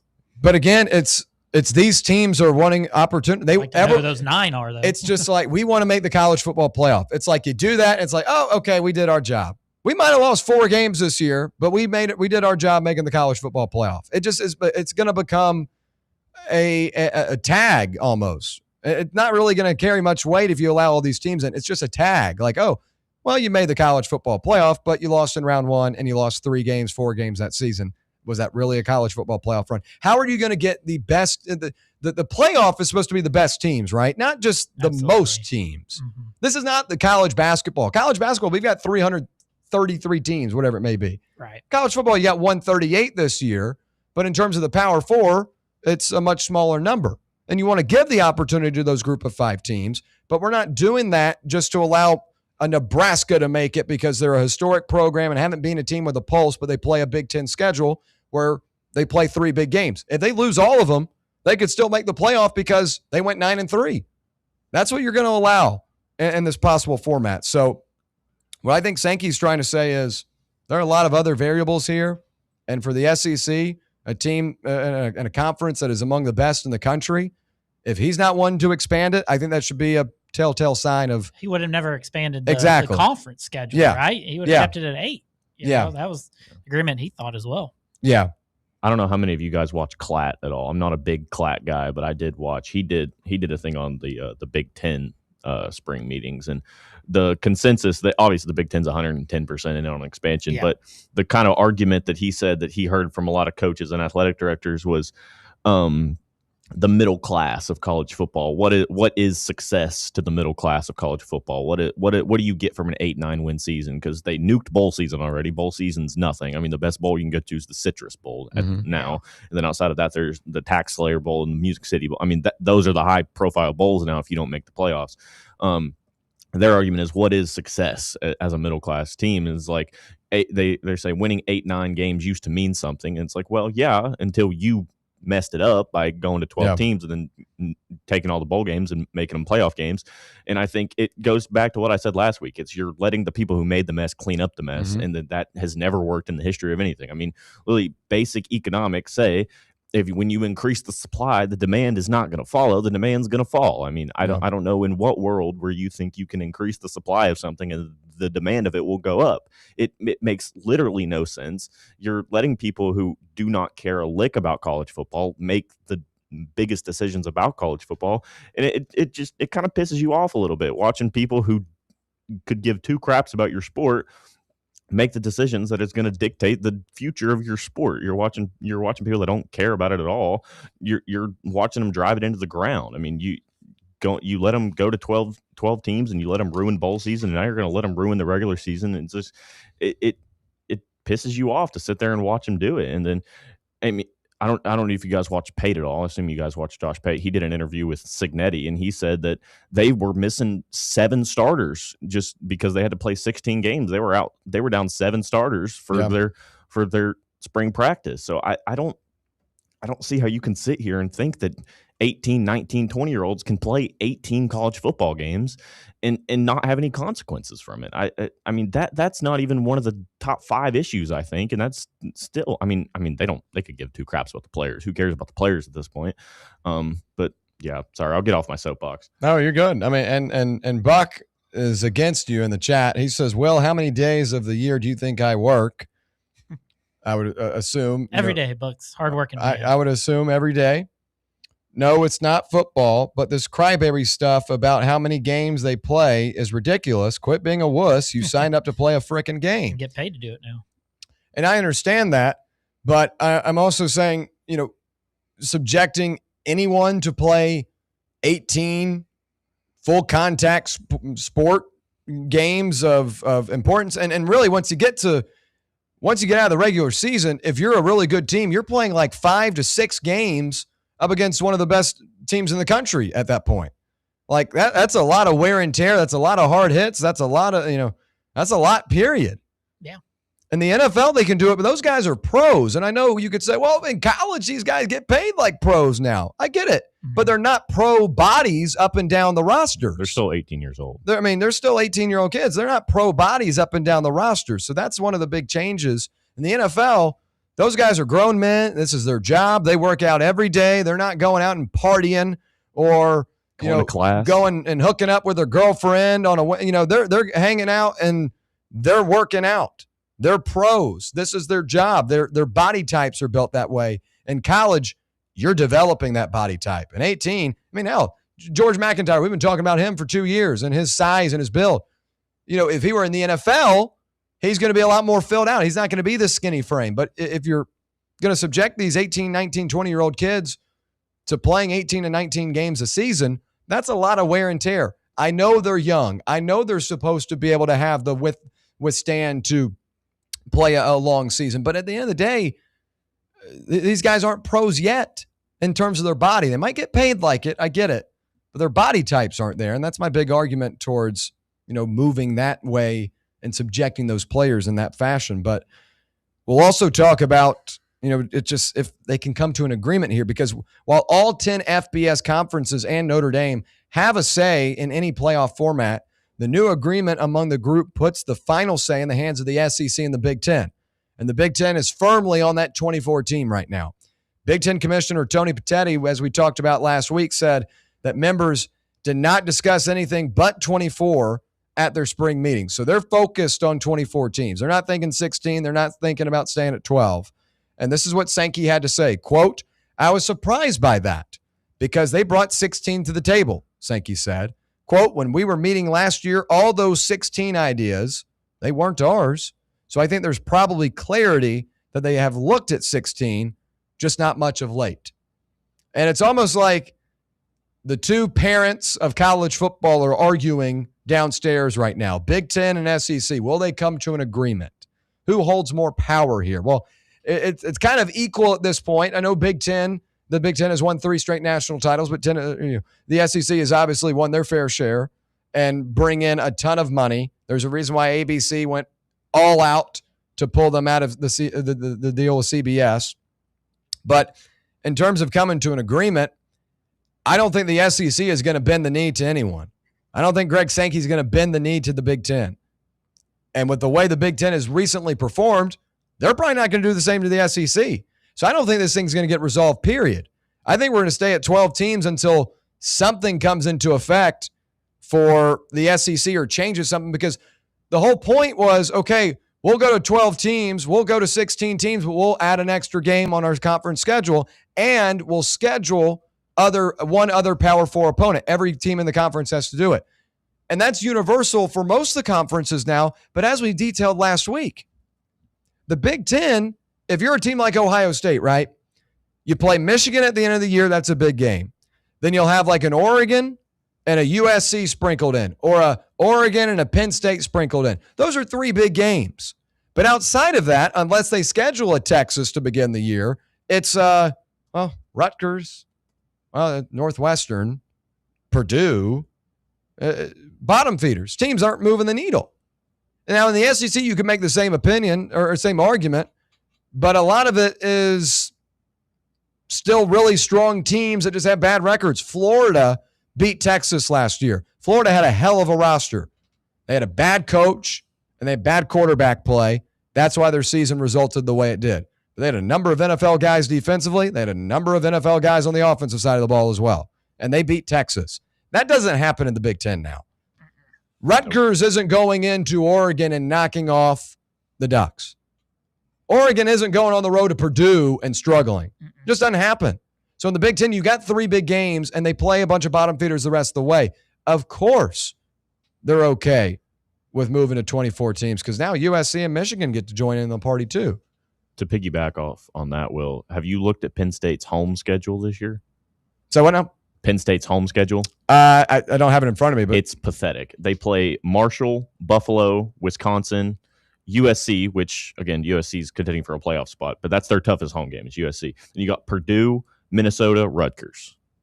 I would pay X amount of money to have that as my home football schedule. Yeah. And then you hear from the Big Ten how good their conference is, and then that's one of their team's home schedules. And then we're sitting here playing LSU, Texas, Alabama. I don't like Big Ten people. I'm sorry. Well, I mean, and I think that's a lot of people in SEC country. Kevin Smith on the YouTube chat brings up a good point. William, what about the FCS? The FCS plays 16 to 17 games in their tournament style bracket. But I would say a little bit different because what you're now asking out of the current format of college football, adding on more games, you're asking, okay, go play against the 9 toughest teams in the country or go play the toughest schedule in the country, schedule a really good team at a conference, and then play the SEC championship, then play an additional 5-6 games. You could have teams getting up to 19 games. And I know numerically 16 and 19 doesn't look much different, but the wear and tear in those games does add up. And as you mentioned, Indiana, 7 guys out in spring practice because of the way the year ended, surgeries and such. It's not the only reason. Again, watering down the product's my big argument. You're watering down the product, go into it. But the wear and tear aspect, I think, is a little different than the FCS because you're playing these really tough schedules. You've got to schedule out of conference teams that are really good. You've got to play a conference championship. And now here's 5 more games. Well, and the schedule, to his point, it doesn't matter who you're going to play eventually. I mean, it doesn't matter he's going to play cake schedule or a hard schedule like we're playing. Like 7-5 could get you in a 24-team playoff. It's not going to matter who you win and lose to anymore. It's literally not. It's just going to matter what seeds you are at that point, and things like that. It literally doesn't even matter. Real quick, Brett, do you think the Big Ten and SEC are going to be able to come to an agreement here? You see the differing sides. Is this something that you think is resolved? It's hard to say. Sankey seems to be standing his ground, and we know the TV network seems to be more on Sankey's side. So the 2 power hitters in this thing are on the SEC, Sankey, ESPN are all on the same side. ESPN doesn't want to deal with a bigger schedule, things like that. And, I just think I don't know. I think the SEC, despite not winning national championship, still reigns supreme in the world of college football. We're getting the most teams in there. We had 5 in there last year compared to 3. Top to bottom, we're better and things like that. So, something's eventually going to happen, and hopefully, at worst it's 16, but 24 would just that'd be terrible. Honestly, it really would. Well, I think the ESPN's approach on this is if you expand it to 24, that means there are going to be more games. Mm-hmm. And obviously, they've only got a number of primetime level commentators that they can put on the crews. And now the hard part is NFL start to take over every day of the week. Yeah. It's almost turning into a non-Sunday product anymore. I think I saw somebody say that. So that's the other thing. Because ESPN's the NFL now, you know. So how do you manage all that playing at the same time? And they're terrified to go head-to-head against the NFL. They do everything. I wouldn't either. I wouldn't either. That'd be embarrassing for them. And even a college football guy, I understand that. I think expanding, though, then allows for CBS to dip their toe into it, Fox and dip their toe into it. They'd be losing games. Yeah, the only thing they'll battle on is for the national championship. Yeah, and but Turner Sports gets 2 games right now, and they're ESPN crews, but they're kind of losing a little bit of that because Turner gets those broadcast rights. If they expand, I think CBS gets involved, says, "Hey, we want a couple of games," and ESPN's losing their kind of structure of we've got almost every game. The only hard part would be doing the first round, right? Like, because you're going to eliminate teams. Yeah. You're going to have less time slots and things like that. Like, it could work, ultimately. I mean, they always find a way. Maybe you put one team on ESPN Plus because it's, what we saw last year, Oregon and JMU, and it's just a cakewalk. People aren't going to watch it anyway. Put on ESPN Plus, stuff like that. So they always find a way to do these things, but this whole NFL thing is going to throw things out of whack too. Real quick, wanted to touch on the SEC title game because you guys know I care about that. Expanding the playoff to 24 teams would also mean eliminating the conference championship game, something that the SEC is not wanting to do. Sankey has reiterated his commitment to the lucrative SEC title game, which sources told The Athletic earns the conference an estimated $100 million annually as a part of its 10-year television deal with ESPN that runs through 2034.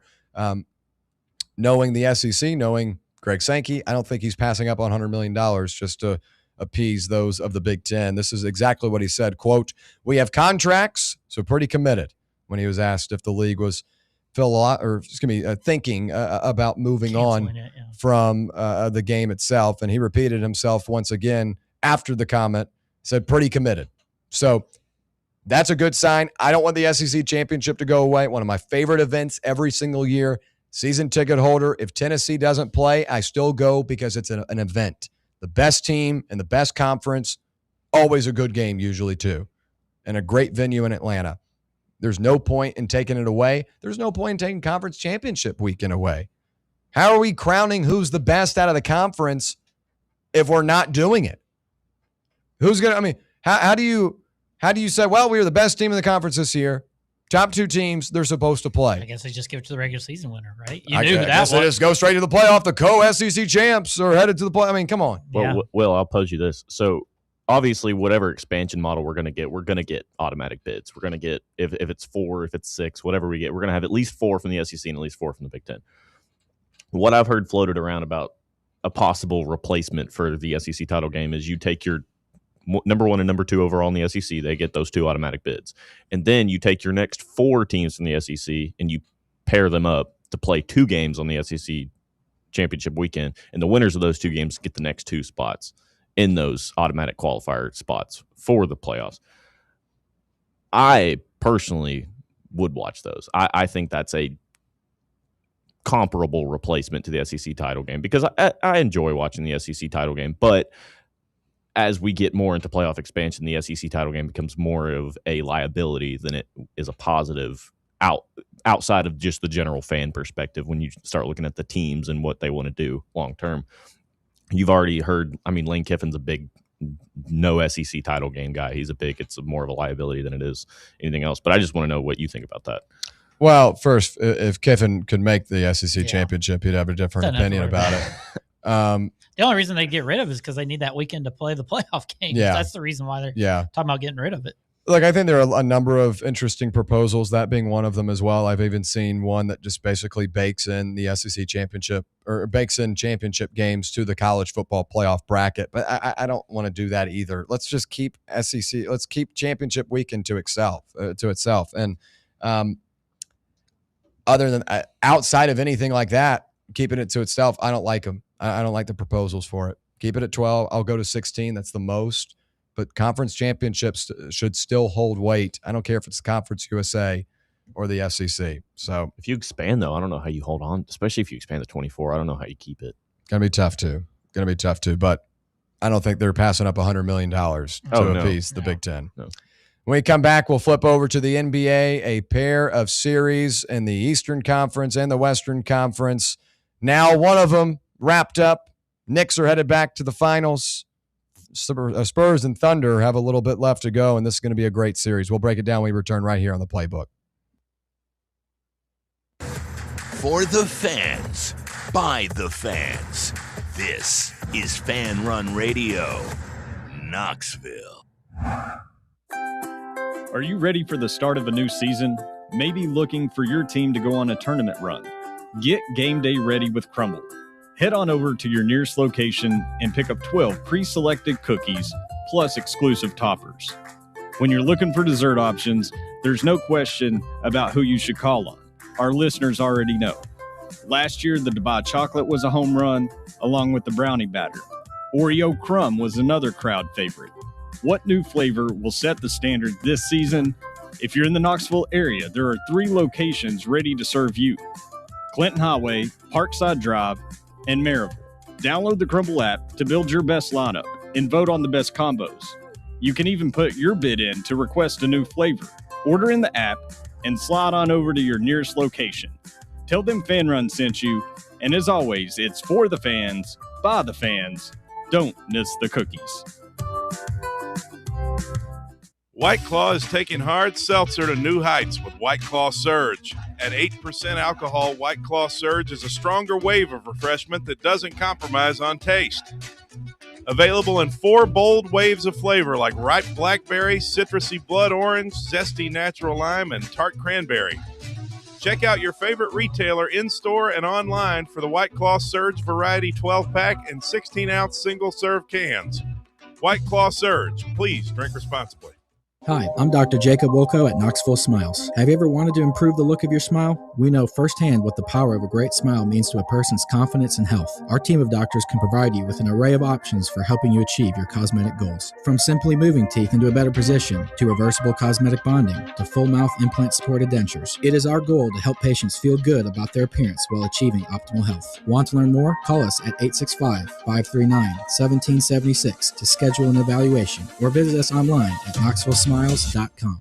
Running a business, coaching a team, planning your next big event, you need more than just gear. You need SM Athletics and Logo Solutions. Custom uniforms, branded apparel, promotional products, done right, done fast, and built to show off your brand with pride. From local businesses to high schools to major universities, SM Athletics is trusted by winners. Get real service, get real quality, get noticed. SM Athletics and Logo Solutions, where your brand comes to life. Visit smathletics.com and let's build something great together.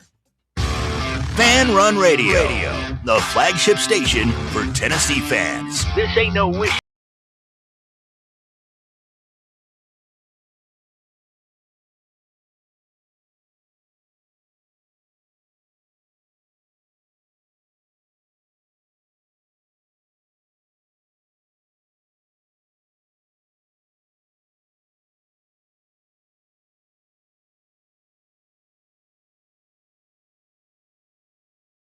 Book. We appreciate you listening along with us on this fine Tuesday from Knoxville, Tennessee, whether you're listening on the free Fan Run Radio app, 105.7 FM or 1340 AM here in K-Town on the local dial, or on that X/YouTube live stream. Every listener watching, we do appreciate your time.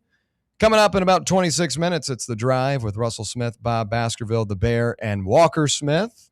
And I think Walker's out this week, isn't he, Bear? Bear's joining us right now. Yes, how about that? Doing Brett Hollander a favor. He did The Drive a huge favor on Friday so that me and Russell could go be on remote at the smoker. Okay, yeah. Local Smoky? No. It was the Smoke Off or whatever it was. Yeah, it was I don't want to. I always get their initials mixed up. Okay, it's either TGM or TMG. Okay. Well, we appreciate you coming TMG, I believe, Smokers. They had a big deal. It was a ton of fun. So, and it was on his birthday. So he hit me up this weekend. Said he need to get out early the next 2 days. So I'll be with you from 2:30 to 3 today and tomorrow. Well, good stuff. A full hour of Bear this week on The Drive. We are blessed to have him fill in for Brett, and we'll now pivot over to the NBA. I don't know how big of an NBA guy you are, Bear, Jesus. but really? That's our next topic. We were just talking Greg Sankey from the SEC spring meeting, and we did Tennessee baseball in hour 1. So now you get the fun stuff. Okay. All right. Well, we'll begin with the Cleveland Cavaliers. They're headed to Galveston because last night was disgusting. What a quitter performance from Cleveland as New York advances to the NBA playoffs. Advances to the NBA Finals for the first time since 1999, and it was pretty cool to have Patrick Ewing courtside last night. You also had Walt Frazier courtside for the win, and New York is riding a lot of momentum heading into the NBA Finals. Did you see how much the courtside seats are going for? I bet a lot. Over $250,000. Holy cow. Just the get-in price was like $3,000. Wow. Well, hey, big market. It'd be Tracy Morgan and Spike and, the usual. Yeah, big market, big I mean, this is a huge deal. I mean, they were partying last night, Bear. They were partying big time in New York, as they should.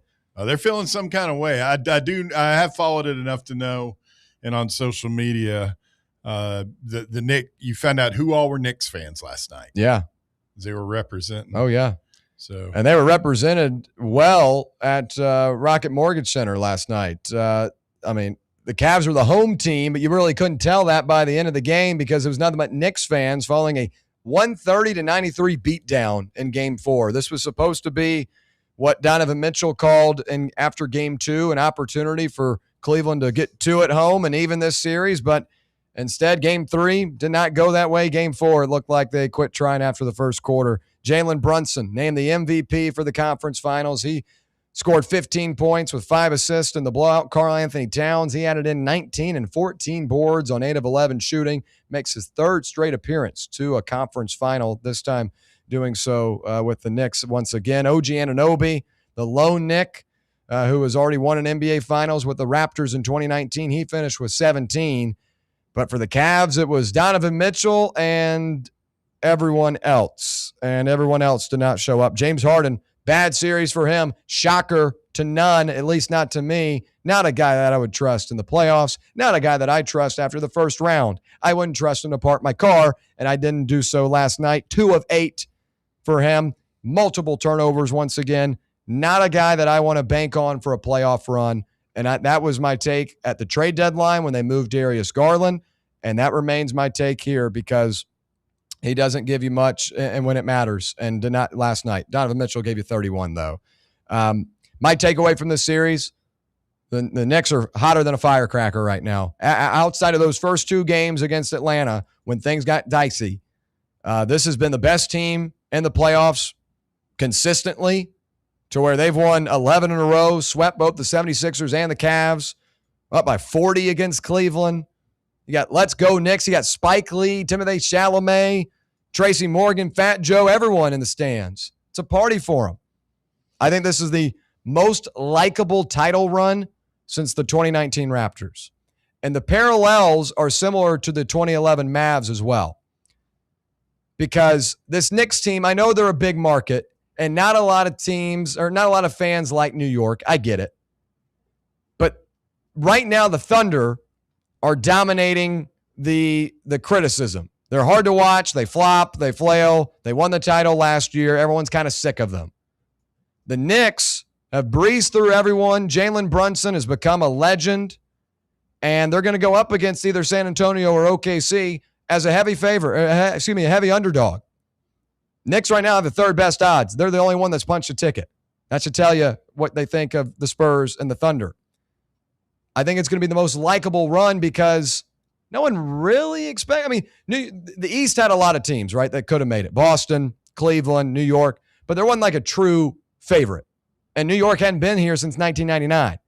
So now they make it to this point, going to be in the NBA Finals, have a ton of rest, and they get to take on possibly one of the most hated teams in recent memory, the Oklahoma City Thunder. I think it's been 52 years since they've won the thing. Yeah. I mean, it's been a while, most certainly.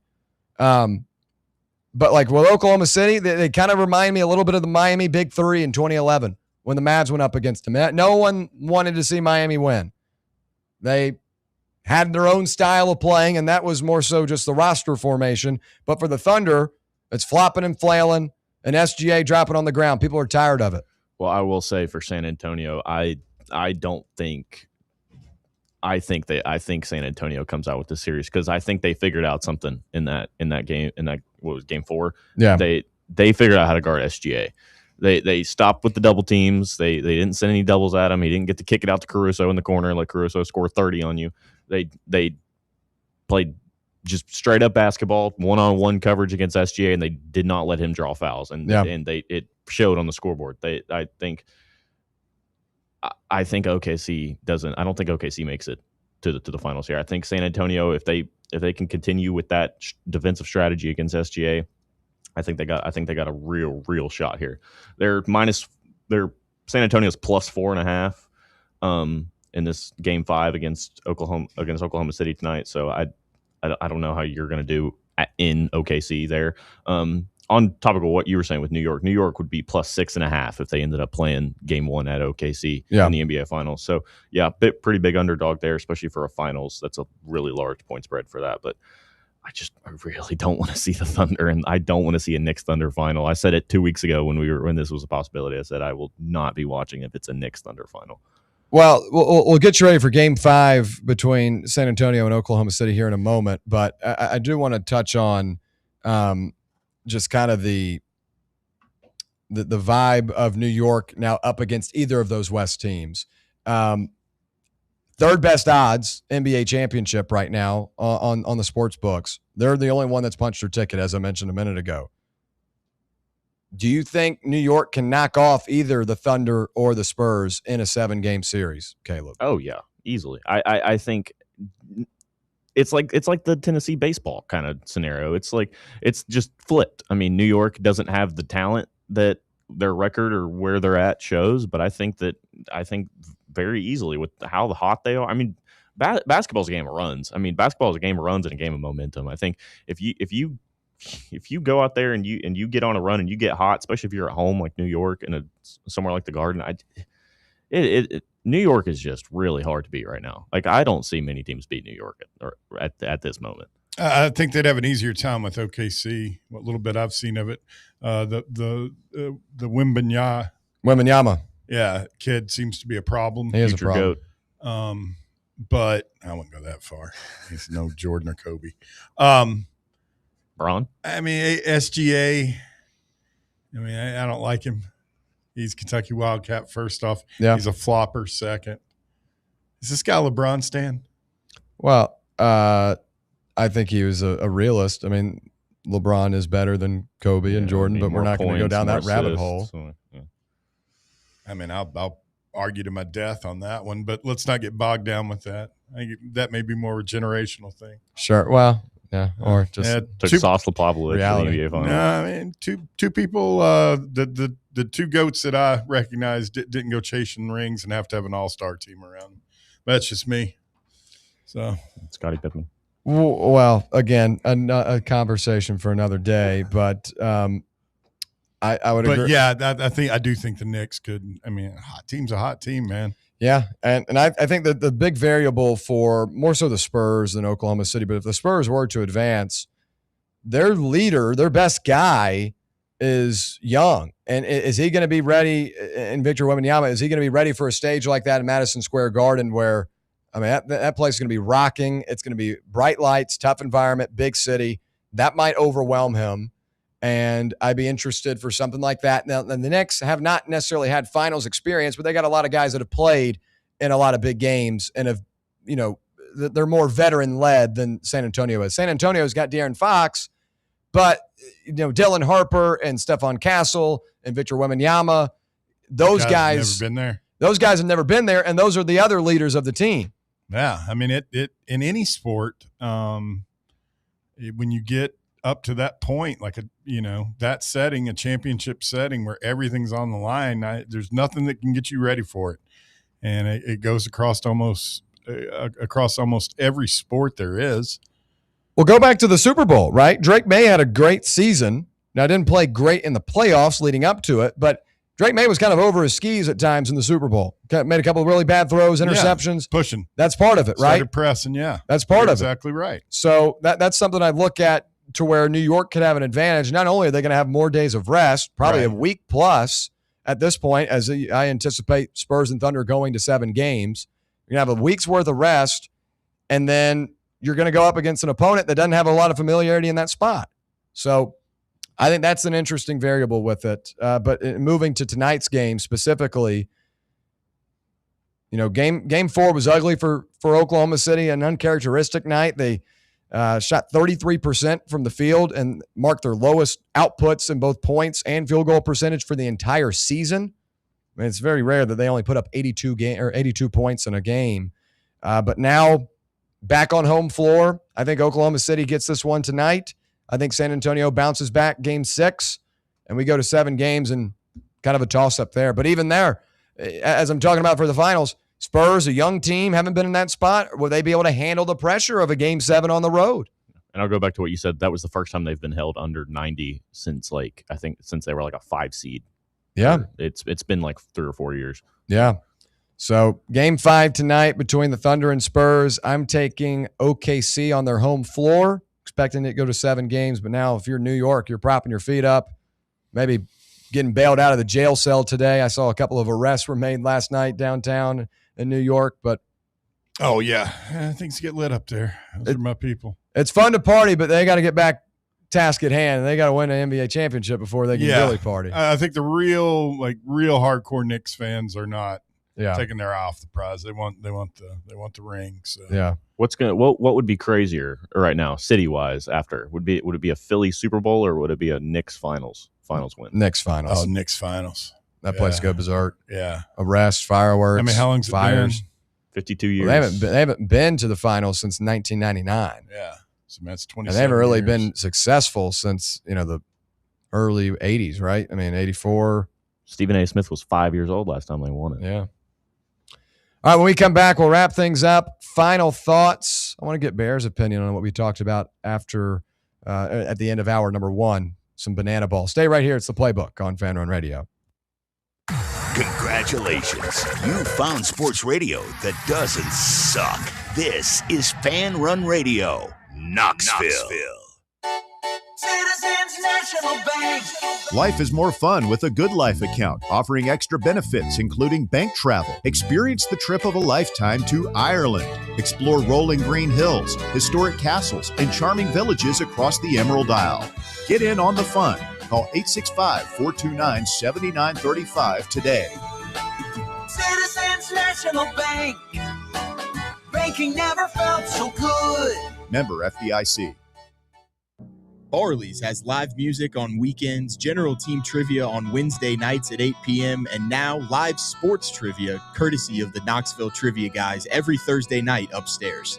The game starts at 7 p.m. and is free to play for everyone, so head on down to the Old City and show off your sports knowledge and win gift cards to Barley's.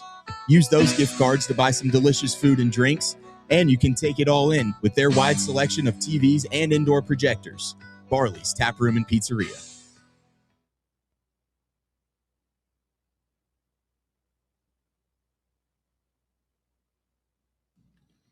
All right, back here on the Playbook, wrapping up a Tuesday edition.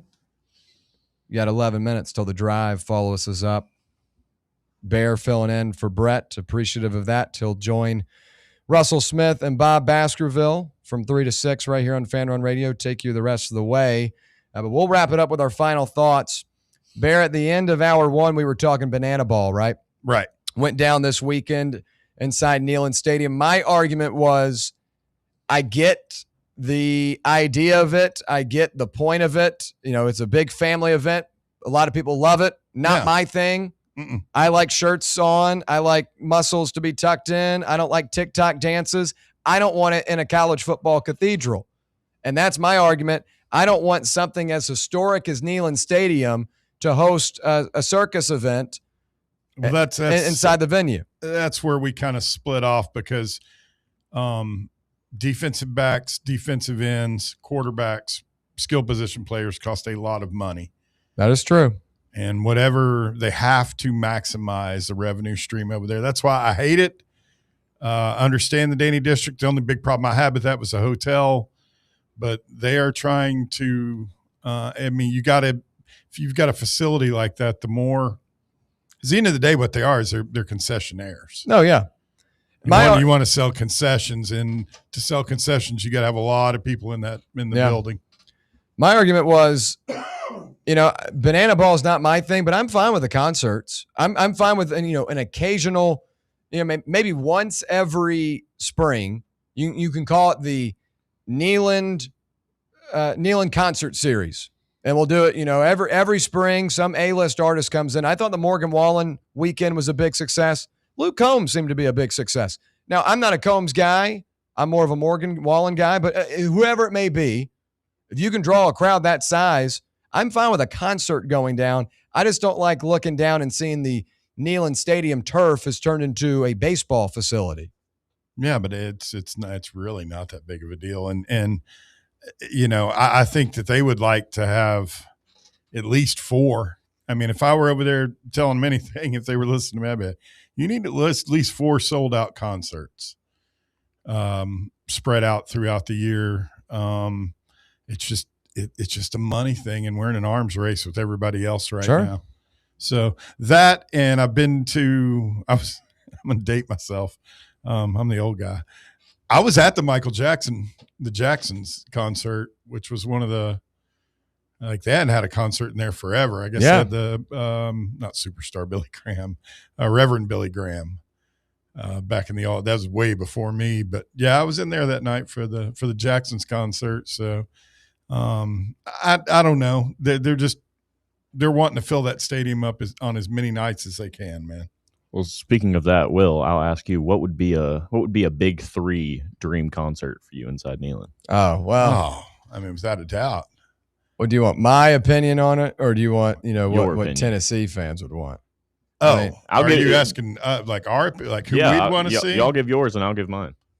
I mean, mine's easy. It'd be Oasis, because it'd sell out in like 3 minutes. My favorite group would not fit the target demographic of Neyland Stadium in East Tennessee. Like, I mean, people aren't showing up for Drake or Travis Scott. My one would be Drake. I think Drake would sell it out. Now, I read a really interesting article about artists like Drake, this whole phenomenon, what are they calling it? Blue Dot, where these big name acts are canceling concerts and stuff. And it's really the way they do streams. Like, an artist might have like millions and millions of streams, but the way they calculate them, like the way they're counted, like if you're at the gym, you hear a Drake song. Mm-hmm. Well, that's getting chalked up to like however many people, whether they're wearing their earbuds or not, that's like hundreds of streams. Mm-hmm. I'm butchering this whole thing, but there was a recent article about it in Rolling Stone. So not everybody can sell out a stadium. No, I know. It's very few. I mean, that's tier 1. Drake definitely could, though. Drake can't. I don't know if he could here. That's the thing. Like, Travis Scott can sell out New York MetLife Stadium. He's done so before. He's sold out. Travis Scott's not selling out Neyland Stadium. Well, that's what I'm talking about. I'm talking about the target demographic of East Tennessee. They're not pulling up to go see Travis Scott. They're not going to pull up to go see Drake. But they'll pull up. People from Atlanta would travel. People from. I don't think that matches. Like, I mean, they're going to be playing Mercedes. If it's not a matter of them coming up from Atlanta, it's that he would just play Atlanta. Mm-hmm. He'd play Mercedes-Benz. Yeah. I think the target demographic for Neyland Stadium would be an A-list country artist. I think Morgan Wallen was that. I think Luke Combs was that. Or an act that's just so big. Yeah. Now, like, if Taylor Swift came and did Neyland Stadium, that would sell out. There's certain bands that would. Bruno Mars. I would watch it. I would go to a Bruno Mars. Bruno Mars. I don't think he'd sell out Neyland. I know he did Nissan Stadium. He sold out Ohio Stadium a couple weeks ago. That's not Knoxville. Who else? I mean, Maroon. Stones. I like Maroon 5 a lot. I ain't selling out Neyland. Yeah, but I think you could get Taylor Swift would sell it out. I think Bruno Mars could get close. I don't know. Katy Perry. I don't know. No. It says Post Malone. Post Malone would be a good one. Post Malone's been canceling shows because he can't sell tickets at his usual. I think Post Malone's He's days part of that article. I think Post Malone's days are kind of behind him, but I still he had some good songs. I still listen to a little bit of them. I think the other thing, a part of that, Bear, is those resells, those bots that buy up all those tickets, try to resell them. That gets some people too. All right, that's going to wrap it up for a Tuesday edition of the Playbook. We appreciate you listening along with us. We'll be back same time tomorrow, 1 to 3 as always. For Bear, we appreciate him filling in for Brett Hollander. Also, Caleb DeBusk, Joshua Lovett in the back, filling in, looking to learn some knowledge. I'm William Pattison. We appreciate you hanging out with us. Coming up next, it's The Drive.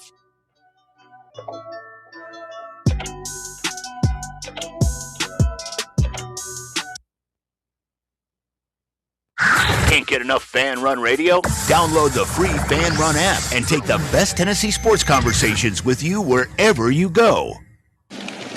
We really need to get some branded stuff. Shirts, hats, promo items, something professional. I mean, we could just find a website and order a bunch of it ourselves. You could, but you're taking a big risk. You don't know the quality, the fit, the timeline. It's a roll of the dice. Yeah, I guess. But isn't that how everyone does it now? Not the ones who actually care about how their brand looks. Look, if we're putting our name on it, it needs to be done right. We need SM Athletics. SM Athletics? Yeah, they specialize in working with businesses like ours. Apparel, hats, promo gear, but real, customized stuff. They actually care if it turns out right. Probably a lot better than getting stuck with 100 t-shirts with crooked logos. Exactly. Plus, they'll walk you through everything. Sizing, colors, material, so it matches the image we're trying to build. Makes sense. What's the name again? SM Athletics. Trust me, if you want to look like a real company, not a flea market stand, this is the move. If you're serious about your brand, work with people who are serious about getting it right. SM Athletics. Barley's has live music on weekends, general team trivia on Wednesday nights at 8 p.m., and now live sports trivia courtesy of the Knoxville Trivia Guys every Thursday night upstairs. The game starts at 7 p.m. and is free to play for everyone, so head on down to the Old City and show off your sports knowledge and win gift cards to Barley's. Use those gift cards to buy some delicious food and drinks, and you can take it all in with their wide selection of TVs and indoor projectors. Barley's Tap Room and Pizzeria. Fan Run Radio, where Big Orange Country comes